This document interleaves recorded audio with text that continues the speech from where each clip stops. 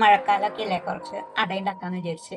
പിന്നെ അരിപ്പൊടി കുറച്ച് വറുത്ത് വേണം കേട്ടോ, ഒന്ന് വറുത്തെടുക്കാം. കുറച്ച് പശു നെയ്യ് ഒഴിച്ചു കൊടുക്കാം, 2 ടീസ്പൂൺ ഉണ്ടാവും.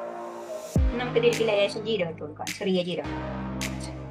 നമുക്ക് ഇതിലേക്ക് കുറച്ച് ശർക്കര ഇട്ട് കൊടുക്കാം, മധുരം കുറച്ചെടുക്കണുള്ളൂ. പിന്നെ നമുക്ക് ഇളക്കി കൊടുക്കാം. ശർക്കര തിരിക്കടന്ന് വിട്ടിട്ടാ, ശർക്കര ഉരുകി വരും. നമുക്ക് ഇതിലേക്ക് ഒരു 4 ഏലക്ക ചതച്ചിടാണ്. നമുക്ക് ഇതിലേക്ക് ചുക്ക് പൊടി ഇട്ട് കൊടുക്കട്ടാ, ഒരു തേങ്ങയുടെ പകുതിയാണ്.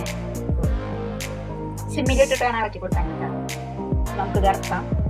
മഞ്ഞളിൻ്റെ ഇലയാണ് വാട്ടിയെടുക്കാൻ വേണ്ടിയിട്ട്, ആവി പൊളിക്കാൻ വേണ്ടിയിട്ട് വെള്ളം വെച്ചിട്ടുണ്ട്. അപ്പം അതിൻ്റെ മേലെ ഇല വെച്ചിരിക്കും.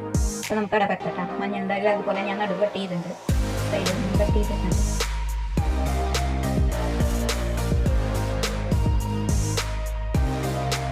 നമുക്ക് നാളികേരം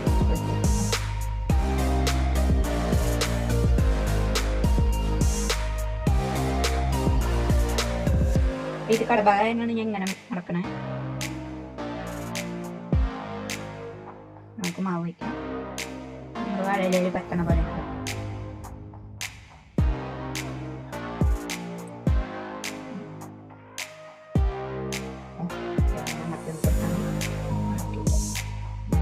നമ്മുടെ അട പുഴുങ്ങാൻ വെച്ചിട്ട് വേഗട്ടെ. നമ്മുടെ അട അവിടെ റെഡി ആയിട്ടുണ്ട് കേട്ടോ. പാത്രത്തിലേക്ക് നല്ല മഞ്ഞളിൻ്റെ നല്ല വാസനയുണ്ട്, അടിപൊളി ടേസ്റ്റാണ്. എല്ലാവരും ഈ മഴക്കാലത്ത് ഉണ്ടാക്കി കഴിക്കണം. അപ്പോൾ ലൈക്ക് ചെയ്യുക, ഷെയർ ചെയ്യുക, സബ്സ്ക്രൈബ് ചെയ്യുക.